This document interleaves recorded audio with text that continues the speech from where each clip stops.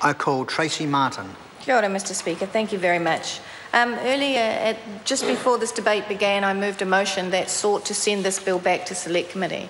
And New Zealand First did that not because we opposed the intent of the bill, not because we believe that steps need to be taken, but because we have concerns around one particular part of the bill that we were seeking to have the Select Committee look at again in the light of new legislation that has come into play internationally since the Select Committee passed this bill back out to the House. And I accept the Minister's statements around, I think they were interesting, around international organisations such as Google and so on and so forth.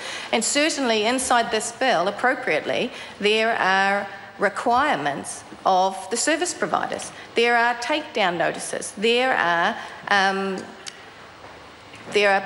pieces of this bill that directly go to their responsibility around protecting the users of that environment. And we 100% support that. 100% support that. So if the suggestion is that somehow New Zealand First has been purchased by Google, no, that's not quite right.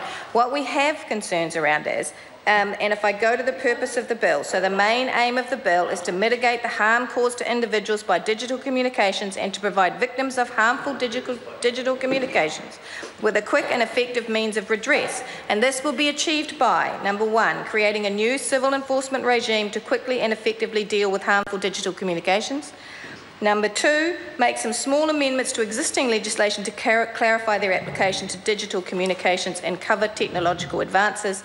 And the third one is creating new criminal offences to deal with the most serious harmful digital communications. And it's the third one that we are seeking more confidence in. We are seeking the fact that, and it says here, in respect of the offence of causing harm by posting digital communications, a person who is convicted of that offence is liable to imprisonment for a maximum of 2 years. There is now no fine penalty provided, only imprisonment.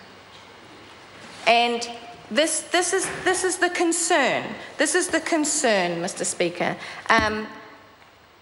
Are those settings right? Do we have it right? That's all New Zealand First was asking for. All New Zealand First was asking for was the bill to go back in the light of other legislation that has been passed in other nations to make sure that we're not taking that step too far in the first instance. It's very emotive to use roastbusters. It's very emotive to use it. The reality, and I think what was interesting in the Minister's statement, she acknowledged that a criminal act had taken place, and yet, with all the laws that are there, nobody has been brought to justice. So to say that this is the answer to roastbusters is not fair. But there's no to say that this was a criminal act and that this bill would solve that is not fair. It's emotive and it's inappropriate. So with regard to that, and also the Minister has also been quoted as saying, however, Minister Adams says children or those under 14 cannot be charged with the offence, and she's absolutely right. The Minister is absolutely right, and we acknowledge this. But I want to give an example of a situation, a real-life situation. So a 15-year-old male was at a sports day and took a photograph of a 15-year-old female jumping over the high jump. He pasted it on his Facebook page. The father of the 15-year-old female, she was wearing shorts, she was in her PE gear.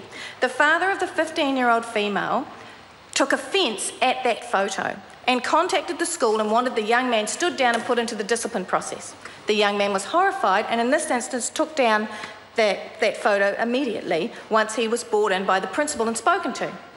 Now, that father was not happy with that response by the school, and that father pursued and wanted that child pursued through the discipline process of the school to be made an example of. Now, exactly, and that a member of the government has just shouted out he should go to St. Bede's, and that is exactly what my point is. That is exactly what my point is. That is exactly what my point is. That parent at that time had no legislative ability to make the school or lay any charges or go any further. Now let's talk about the approved agency. Is the government confident, and the member, Mr Naylor, read out about the powers of the approved agency? They're not actually powers. They are a very good idea. Let's just get this out in the open. We 100% agree with the approved agency. And we believe that this work is possibly the answer without this next step, and it's the next step we're wondering about.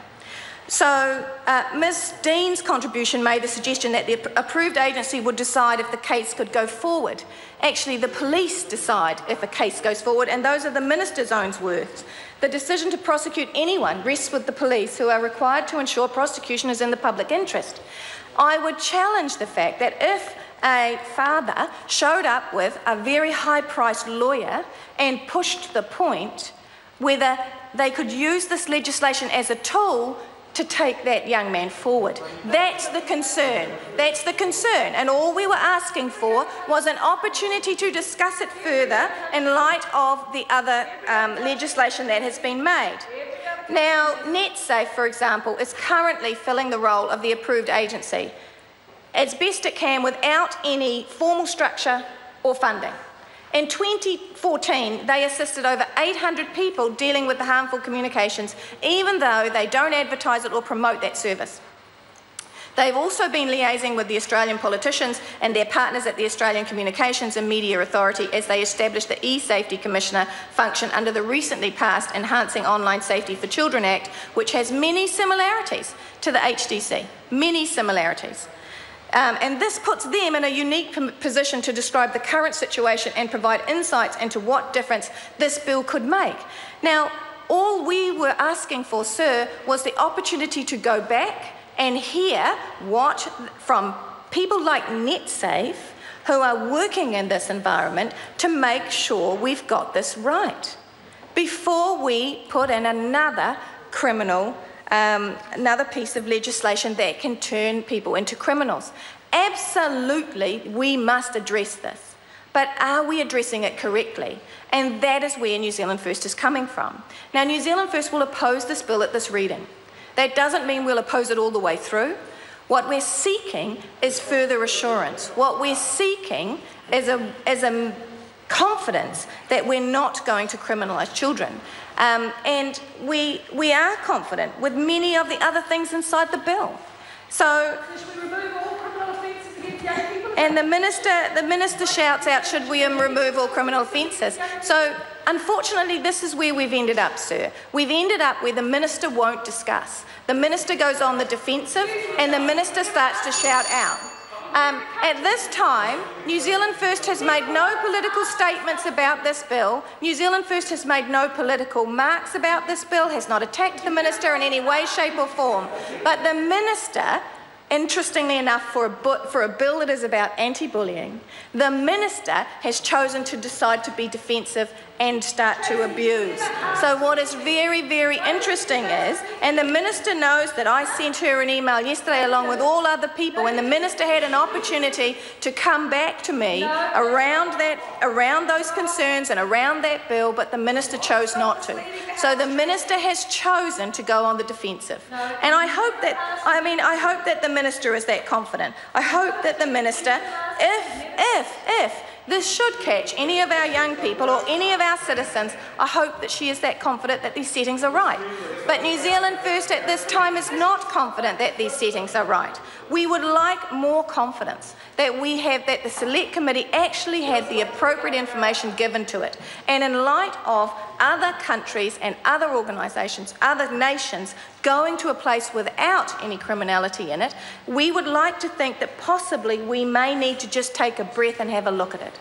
But I'm not going to hold my breath on that, sir. But I wanted to explain, for those not watching the cricket, and I explained it in an email to the minister and every other member of this House yesterday. I sent them a 2-page paper explaining our position.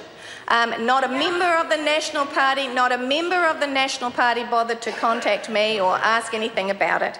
So I explain it now, and perhaps they might go and read their emails to double check on that.